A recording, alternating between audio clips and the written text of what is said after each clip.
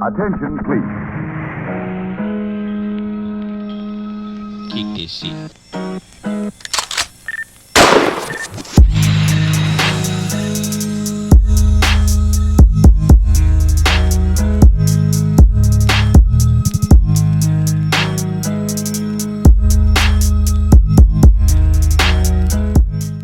Salut les comploteurs, moi c'est Babar. Et donc aujourd'hui, comme vous le voyez, hein, on est sous la pluie. Et oui, parce que la monnaie des BRICS, c'est pas trop ça. On va dire que le cœur des BRICS il pleure, hein. Et donc tout d'abord, hein, si vous aimez mon travail, eh ben, je vous envoie à faire le petit clic, la petite cloche, hein, le petit j'aime, ou peut-être même le petit commentaire, hein, ça serait très gentil de votre part, ça m'aiderait beaucoup dans mon travail, hein.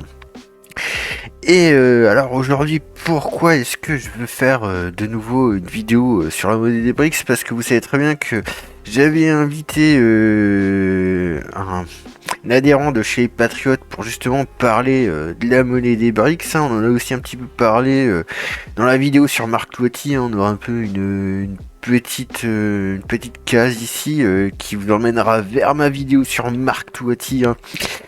Et donc, tout ce qu'on remarque, hein, donc aujourd'hui, il faut quand même savoir que je tourne la vidéo le 16 octobre, hein, mais à mon avis, sauf cataclysme, ça devrait pas changer beaucoup, hein, mais quand on regarde la plupart des monnaies des BRICS, c'est pas trop le top face au dollar, hein. Pourtant, on a beaucoup entendu de conneries. Ouh là là, le dollar est mort, hein. Ouh là là là là là là. Et finalement, c'est pas le cas. Alors pourquoi, hein?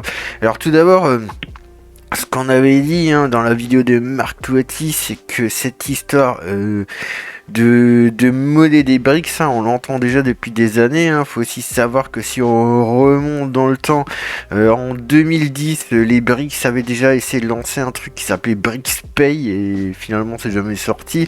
Vers 2017, ils parlaient de leur crypto-monnaie des BRICS qui n'est jamais sorti. Et puis on entend depuis très longtemps qu'ils veulent sortir soi-disant une monnaie sur l'or, hein. Et puis là d'un coup, vous aviez une rumeur qui était sortie comme quoi lors du sommet des BRICS en août, il y aurait la nouvelle monnaie or qui serait annoncée, ce qui n'a pas été le cas, hein. Et donc j'avais montré que tout partait d'un tweet de l'ambassade de Russie au Kenya qui avait été repris par Russia Today et ensuite ça avait été démenti par le directeur financier des BRICS, hein. Et puis derrière vous avez plein d'économistes comme Marc Toiti qui se sont dit ah bah tiens regardez c'est officiel, c'est ce qu'ils nous ont dit, la monnaie va arriver alors que en fait c'était déjà démenti, donc voilà, et finalement c'est pas arrivé. De ces derniers jours, ça y est, c'est officiel. Donc, lors du sommet du 22 au 24 août, on va nous annoncer donc, cette fameuse monnaie d'échange pour les BRICS et ceux qui le souhaiteront pour éviter de commercer en dollars. Voilà, alors ça sera une devise qui sera a priori adossée à l'or, donc ça veut dire sérieuse, et on comprend pourquoi les BRICS justement ont accumulé pas mal d'or ces derniers mois, ces dernières années. Et donc, on va commencer, on va expliquer un petit peu pourquoi cette histoire de dédollarisation, c'est un peu un conte de fées, surtout avec une monnaie basée sur l'or. Alors la première chose à dire, c'est que il faut se rappeler, enfin, pas de gens ne le savent pas, mais justement au 19e siècle, on avait des monnaies qui étaient basées sur les métaux précieux et grosso modo, on va schématiser très très vite. Eh ben, ça a créé beaucoup de crises parce que le problème, c'est que dès qu'il y a une panique bancaire, eh ben, tout le monde garde son or et son argent et plus personne ne prête de monnaie. Et donc, ça fait que ça bloque tout le système. Et donc, grosso modo, c'est pour ça qu'on a sorti les banques centrales, surtout la Fed, c'est pour dire, voilà, maintenant, on a un moyen d'injecter des liquidités. Parce que comme on le sait, comme on l'avait vu dans la vidéo sur le QE, hein, dont on va mettre de nouveau une petite case ici, et jusque dans les années 1900, jusqu'à la création de la Fed, on avait des dollars, des billets en dollars qui étaient émis par des banques privées. Vous voyez ce que je veux dire? Et on va voir que justement, on a déjà vu plusieurs fois dans les vidéos cette histoire d'euro-dollar, c'est un peu la même chose, sauf que c'est des lignes d'écriture en fait comptable. Donc on va déjà essayer de comprendre comment marche très vite le système monétaire actuel. Ce qu'il faut comprendre, c'est que aujourd'hui, ça marche plus comme vous pensez. Aujourd'hui, ça marche comme Internet. Le système monétaire, c'est un network. Et donc, vous avez de la monnaie qui est créée comme dans un jeu vidéo et vous avez un système avec les bons du trésor, les actions, des certificats qui sont des garanties où dessus il y a écrit que le certificat est garanti par un bon du trésor, c'est le système des collatéraux. Et tout ça s'échange sur un network très très vite. Ce qu'il faut comprendre, c'est que ce qui est important actuellement, c'est la vitesse de transaction. Il faut que les transactions aillent le plus vite possible et que les échanges aillent le plus vite possible, que ça soit échange de collatéraux, échange de monnaie. Et actuellement, on a un système qui est extrêmement efficace, qui est extrêmement rapide et extrêmement efficace. Et déjà, ce qu'il faut comprendre, c'est que si vous commencez à mettre de nouveau des métaux précieux dans ce système, au bout d'un moment, eh ben, forcément, va y avoir de l'échange physique. Et donc, ça va ralentir les transactions. Donc ça, c'est déjà un premier problème. Ensuite, justement, comme on a vu, et on en reviendra un petit peu plus tard, si le système de transaction est super rapide, ce qu'il faut aussi comprendre, c'est qu'il faut des collatéraux de bonne qualité et en nombre suffisant, qui soient très liquides, qui s'échangent très facilement entre les banques. Et justement, ce qu'il faut comprendre, c'est que aujourd'hui, tout cet Internet est dénominé principalement en dollars. C'est pour ça que tout marche en dollars. Et en plus, ce qu'il faut savoir, c'est qu'on dit souvent, oui, c'est les États-Unis qui ont imposé le dollar. Eh ben non, c'est les banques européennes qui ont imposé le dollar. C'est l'Europe qui a imposé le dollar à cause du marché de l'euro-dollar. Et tout ça, ça vient d'un document des années 60 de la BIS, la Bank for on va dire en français la BRI, c'est la Banque des règlements internationaux à Bâle, c'est-à-dire l'institution financière, en fait c'est la banque privée des banques centrales qui fait toutes les réglementations bancaires internationales, d'accord. Et donc dans les années 60, c'est eux ils ont parlé du marché de l'euro-dollar dans plein de documents qu'on verra, et ils ont dit bien sûr que c'était les banques européennes qui avaient mis en place cette mondialisation du dollar, cette dominance du dollar, d'accord. C'est pas les États-Unis, c'est ce que nous dit la banque privée des banques centrales en Suisse, hein. Et ce qu'il faut bien comprendre, c'est que il faut déjà savoir, et ça aussi, souvent, on nous fait croire que, voilà, être la monnaie mondiale, c'est très facile et compagnie, alors que pas du tout, hein. C'est-à-dire qu'il y a quand même des points très importants à respecter pour comprendre que c'est pas facile d'être une monnaie mondiale.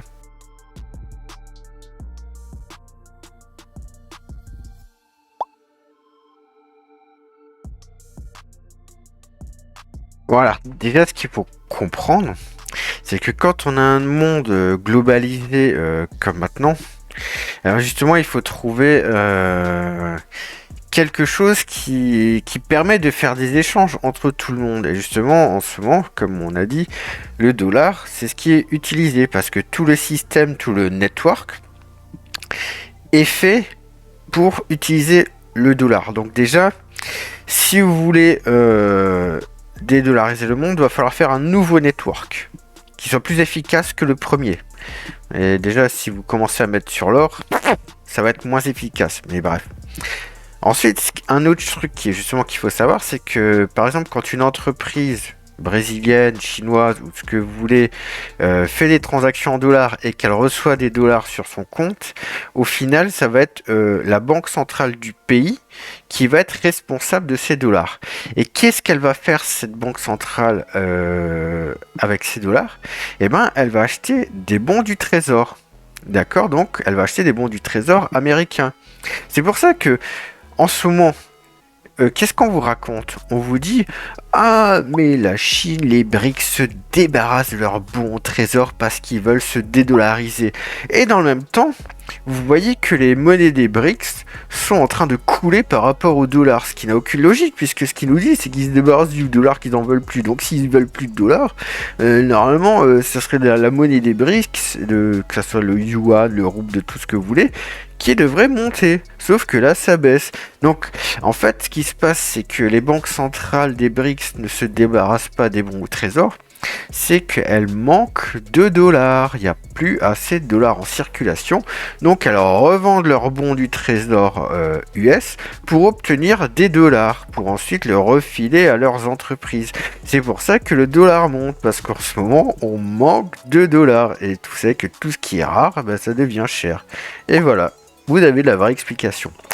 Ensuite, justement, ce qu'il faut comprendre là-dedans, c'est que, comme j'ai dit, il faut un système des bons du trésor qui soit de qualité, qui en ait assez, et qui soit liquide.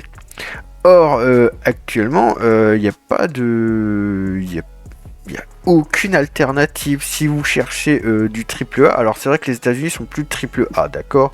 La note a été un peu baissée, mais comme on avait vu dans la vidéo de la pondération des actifs et la vidéo sur Macron où je expliquais un petit peu ce que ça pouvait faire une baisse de la note de la France, en fait ça change rien du tout. La note des États-Unis peut encore baisser, ça changerait rien du tout pour personne. Bref. Mais si vous voulez des bons au trésor de qualité actuellement, notez triple A. Alors vous avez par exemple la Hollande, mais bon, ça reste un petit pays. Vous avez l'Allemagne, l'Allemagne. Le problème c'est que tous ces pays font de l'austérité, donc il n'y a pas beaucoup de bons du trésor disponibles. Et en plus, on va dire que vous utilisez ça plutôt pour le système de l'euro-euro, qui est comme l'euro-dollar, mais version euro. Je rappelle que l'euro-dollar, c'est des dollars c'est des lignes d'écriture comptable qui sont émises en dehors de la juridiction de la Banque centrale, de la Fed, et que la Fed ne peut absolument rien faire, d'accord? C'est en général, par exemple, dans les îles Cayman, des banques qui vont créer comme ça, qui vont prêter à d'autres banques. Elles vont émettre un chiffre, elles vont mettre le sigle dollar et ça va être accepté partout comme des dollars. Même des fois, on a déjà eu des conversions de devises. Par exemple, on verra ça dans un autre document, on avait eu la banque centrale allemande qui, dans les années 50, avait filé des Deutschmark aux banques allemandes et les banques allemandes avaient converti ça en dollars, comme ça. Et donc après, si vous voulez des collatéraux chinois, russes ou par exemple brésiliens, ça pose aussi des problèmes parce qu'en fait, ce qu'il faut aussi savoir, c'est que pour que votre monnaie globale marche, il faut déjà qu'il n'y ait pas trop de contrôle de capitaux et qu'il y ait des racines démocratiques. Forcément, puisque bon, si vous mettez à la place des banques qui sont des entreprises, moi j'ai pas envie qu'on vienne me faire chier tout le temps à contrôler tout ce que je fais et tout ce que je vais faire pour gagner de l'argent. Ça paraît logique, et donc le problème de la Chine, c'est que il y a des contrôles de capitaux, donc des collatéraux chinois, c'est pas trop ouf. La Russie, bon, en plus avec les histoires d'Ukraine et machin chose, on les a bannis, donc voilà. Mais en plus, si on enlève ça, le problème, c'est qu'il y a quand même des gros problèmes de corruption en Russie. Et le problème, par exemple, du Brésil, c'est que des fois, vous avez une inflation en 2 chiffres. Donc, les bons du trésor sur une inflation à 2 chiffres, c'est pas très ouf. Donc le problème actuellement, c'est qu'il n'y a aucune alternative à ce marché du dollar. Et donc ensuite, mais vous pouvez dire oui, mais une monnaie basée sur l'or, c'est du sérieux et tout, et compagnie. Donc en fait le problème déjà, c'est que si vous voulez commencer à faire une monnaie commune à plusieurs pays où vous allez mettre en plus de l'or dedans, alors déjà le problème c'est que ça va faire un petit peu comme l'euro, c'est-à-dire que pour que ça marche, justement c'est pour ça que l'euro marche pas, il va falloir déjà que vos économies soient à peu près pareilles, vous voyez ce que je veux dire, alors que le problème c'est que vous avez des énormes différences entre les économies de la Chine, de la Russie, de l'Afrique du Sud et du Brésil par exemple, c'est des économies qui ont absolument rien à voir, et en plus si jamais vous voulez mettre une monnaie basée sur l'or, donc il faut que vous ayez de l'or. Hein. Alors on vous dit, la Russie, la Chine, ils ont tant d'or. Ben moi je suis désolé, mais la France a plus d'or que la Chine ou que la Russie. Donc déjà va falloir vous calmer les gars hein, sur ça, même si on en a vendu. Hein, c'est-à-dire ça montre un petit peu combien on en avait. Et ensuite, le souci c'est que si vous avez encore des dettes et que vous commencez à sortir cette monnaie basée sur l'or, vous avez des créanciers, ils vont dire écoute mon coco, moi j'ai quand même pas trop confiance dans ta monnaie, donc je vais te rendre ta monnaie et tu vas me donner mon or. Et voilà, vous avez des pays qui se font dépouiller de leur or. Donc déjà, la première chose, c'est qu'il va falloir que les pays en eux-mêmes remboursent leurs dettes. Le deuxième problème, c'est le secteur privé. C'est-à-dire que vous avez des entreprises qui ont des dettes en dollars et qui doivent les rembourser donc en dollars. Mais si elles ne vendent plus des choses en dollars, comment est-ce qu'elles font pour avoir des dollars pour rembourser des dollars? Voilà, et en plus, si après ils commencent à venir de nouveau avec des monnaies des BRICS, avec toute la dette qu'ils ont, c'est toujours pareil, les créanciers, ils vont venir avec cette monnaie des BRICS qu'ils auront reçue, et puis ils vont aller voir la banque centrale des BRICS et lui dire « Moi je te rends ta monnaie et tu me donnes mon or ». Et c'est comme ça que c'est censé marcher. Hein. Mais surtout, ce qu'il faut aussi se souvenir, c'est que dans l'article qui a été présenté par l'ambassade de Russie au Kenya, c'est que déjà ils voulaient mettre un taux d'intérêt de 2,6% sur cette monnaie. Alors moi j'aimerais bien savoir comment est-ce que tu mets un taux d'intérêt de 2,6% sur une monnaie qui est basée sur l'or. Parce que tant que l'or monte, ça veut dire que, imaginons que l'or monte de 5 ou 10% par an, donner 2,6% d'intérêt, c'est pas un problème. Mais le jour où l'or chute, ou même reste à zéro, tu fais comment pour donner 2,6% d'intérêt sur une monnaie basée sur l'or? Parce que selon leur théorie économique, c'est que normalement tu as une masse monétaire et que si tu l'augmentes, ça fait baisser la valeur de la monnaie. Encore plus si c'est une monnaie basée sur l'or. Même si on verra que c'est pas forcément vrai. Bref. Mais on va reprendre cet exemple. Mais alors si tu donnes 2,6% d'intérêt par an, c'est que tu vas devoir créer 2,6% de monnaie par an en plus. Et donc, ça veut dire aussi que selon leur théorie économique, forcément la valeur de la monnaie va baisser. Donc au final, tu vas rien gagner. Donc soit ils vont compter sur les nouveaux arrivants pour payer des taux d'intérêt, mais ça en fait le problème c'est que ça devient une pyramide de Ponzi, hein, comme on l'appelle.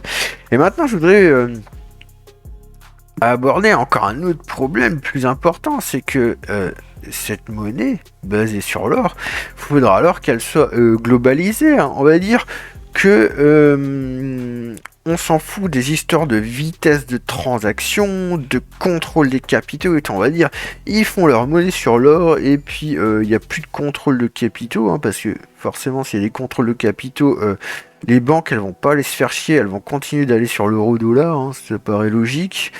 Et on va dire, on va enlever toutes ces nuances, d'accord? Et on va dire qu'un jour, on a, je sais pas, par exemple, on va appeler ça, leur monnaie, on va l'appeler du BRICS or. Imaginons qu'il y ait 100 BRICS or qui arrivent dans une banque des îles Caïmans. Hein. Et puis, cette banque des îles Caïmans, elle se dit, j'ai ce dépôt là de 100 BRICS or. Faudrait que j'en fasse quelque chose. Tiens, je vais regarder 10 BRICS or et je vais essayer d'en reprêter 90 à quelqu'un, à une autre banque. Et t'as une autre banque qui dit ah tiens, moi ça m'intéresse, c'est 90 BRICS or. Donc écoute, on se les prête, voilà. Donc la banque des îles Caïmans prête 90 BRICS or à la banque B, d'accord. Et puis la banque B elle se dit ah tiens, je vais garder 9 BRICS or et donc il me reste 81 BRICS or avec lequel je vais faire quelque chose.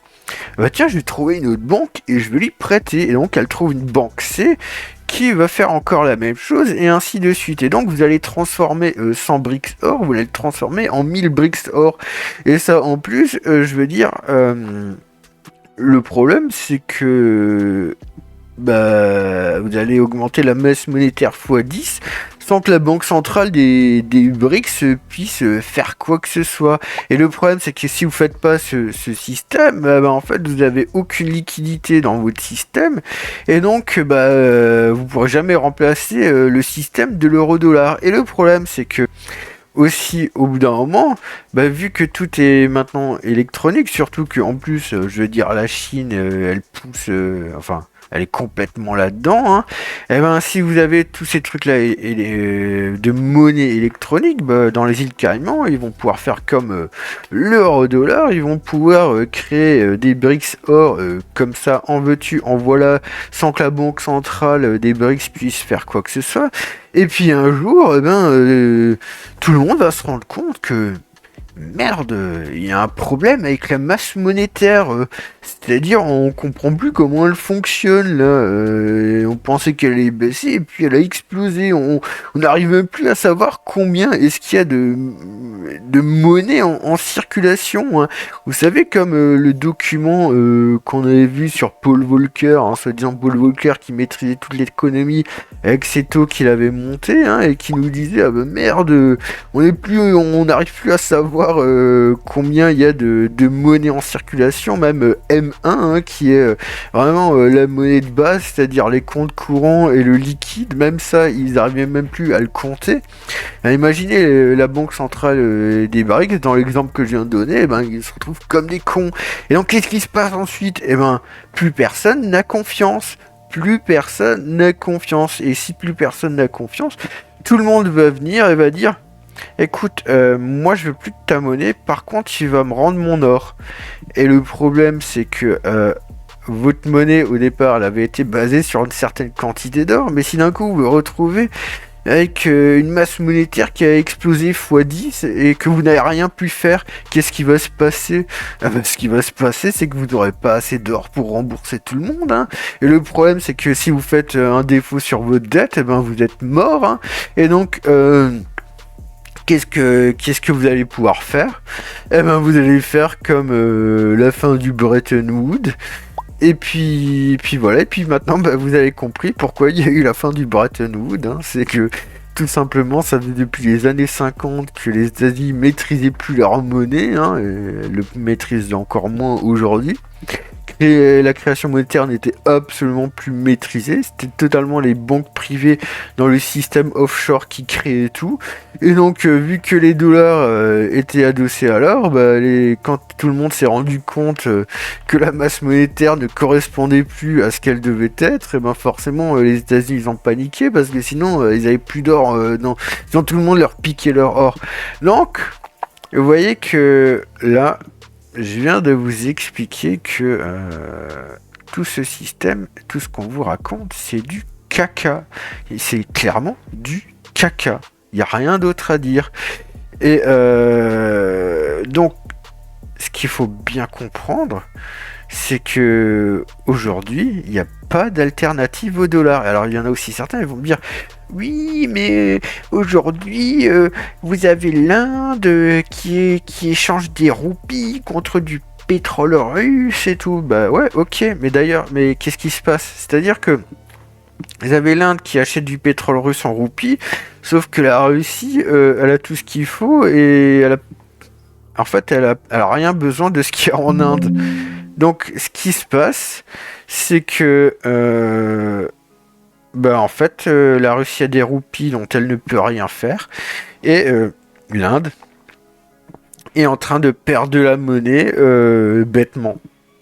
Et donc en fait, ce qui arrive, c'est que vous n'avez pas un échange gagnant-gagnant, vous avez un échange perdant-perdant. Alors, à mesurer quand même, parce que ensuite, comme l'Inde revend ce pétrole en dollars, elle accumule des dollars, et ce qui fait que ensuite elle peut faire quelque chose avec ces dollars avec d'autres pays.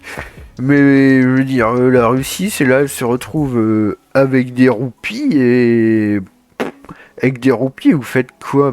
Si vous avez rien à échanger avec l'Inde, rien. Ou alors, ce qui peut se passer, c'est qu'ensuite l'Inde, avec les dollars qu'elle a reçus, elle achète des trucs en dollars, puis ensuite, que la Russie rachète à l'Inde avec les roupies qu'elle a reçues. Le seul problème, c'est que vu que tout le monde à chaque fois se prend sa petite taxe de douane, pas terrible, hein, vous voyez ce que je veux dire? Donc, remplacer le dollar, ça ne se fera pas comme ça. Et c'est pour ça que tout ce qu'on vous raconte sur la fin du dollar et compagnie, je veux dire, ça fait des années et des années et des années qu'ils vous disent oui, à cause du QE, à cause de ceci, de cela, ils ont fait n'importe quoi et le dollar il va s'effondrer et vous allez voir et vous allez voir et vous allez voir. Et puis quand le rouble s'était effondré à la guerre d'Ukraine qui est remonté, ils ont dit oui, regardez le rouble, ça c'est super, écoutez-moi. Et en fait, qu'est-ce que c'était? Pourquoi le rouble est monté? C'est parce que le rouble était tombé tellement bas qu'il y a plein de gens qui se sont dit ah bah putain, il y a de bonnes affaires à faire. Et donc tout le monde a investi comme des gogoles dedans et puis ça a fait un mouvement à la hausse qui a explosé. Et depuis, c'est en train de rechuter complètement profondément. Alors que le dollar, par contre, lui, il est plutôt en bonne posture, hein. Enfin bref. Et ben sur ce, moi les amis, hein, je vous souhaite une bonne journée ou une bonne soirée et je vous dis ciao les complotards.